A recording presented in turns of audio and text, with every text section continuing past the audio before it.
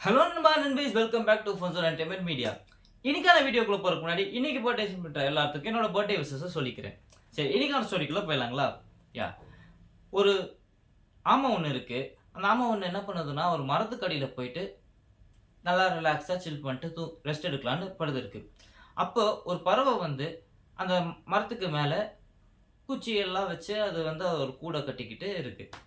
அதை பார்த்துட்டு இந்த ஆமை இருக்கு இல்லையா, அந்த ரொம்ப இளக்காரமா, "என்ன வீடுடா இதெல்லாம் ஒரு வீடா?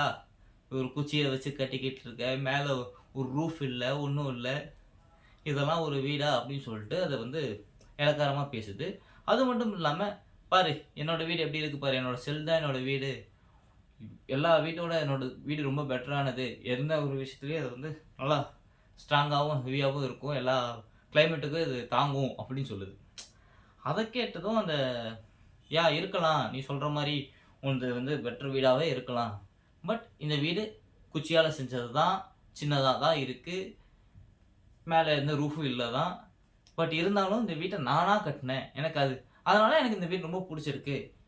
நான் பெருமையா சொல்லிப்பேன். என் வீட விட வேற எந்த ஒரு வீடும் நல்லா இல்ல. என்னோட வீடு தான் ரொம்ப நல்லா இருக்கு. அப்படின்றத நான் பெருமையா சொல்லிப்பேன் அப்படின்னு சொல்லுது.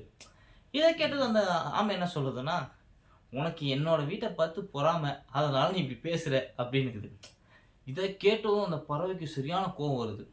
அப்ப அந்த பறவை அந்த ஆமைய பார்த்து சொல்லுதாம், "உன் வீடு வந்து ரொம்ப பெருசா இருக்கலாம்.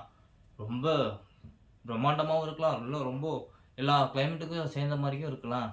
பட் அந்த வீட்ல உன்னால மட்டும் தான் வாழ முடியும். ஆனா என் வீடு சின்னதா இருக்கட்டும், ரொம்ப குச்சிய வச்சு செஞ்சதாவே இருக்கட்டும், இல்ல மேல ரூஃபே இல்லைனாலும், என் வீட்ல நான் மட்டும் இல்ல, என் ஃபேமிலியே நான் அங்க வச்சு என்னால பார்த்துக்க முடியும். ஸோ என்னோடது உன்னோடது வெறும் ஹவுஸ் தான். என்னோடது ஒரு ஹோம்" அப்படின்னு சொல்லி முடிக்குது. So moral of the story என்னன்னா, நம்ம குடிசையில இருக்கிறோமோ, இல்ல பெரிய பங்களால இருக்கோமோ, அதெல்லாம் முக்கியம் இல்ல.